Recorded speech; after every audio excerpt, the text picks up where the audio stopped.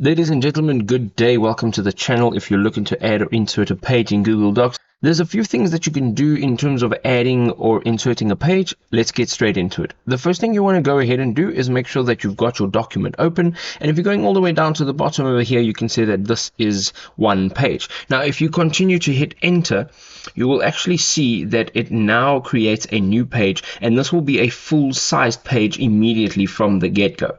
So you can see over here that this line is actually the page break.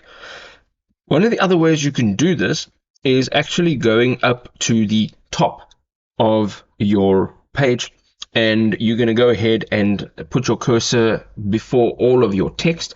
So make sure that it's nothing on the left or on top of that cursor, and you're going to look for insert in your menu. You're going to tap on insert, and you're going to look for break, and you're going to tap on page break. Now what will happen is it'll create this new page up here, and once you start typing, you'll actually be able to put your text in here, and eventually it'll create a page break, but this will be a new page. So as you can see over here, again, this is the page break.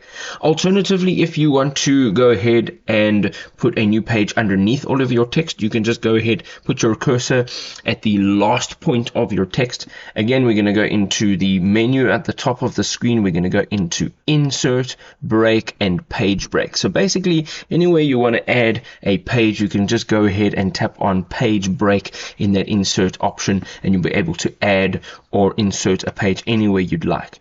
If this was helpful, drop us a like. If you have any questions, leave it in the comment section. We'll see you next time. Cheers.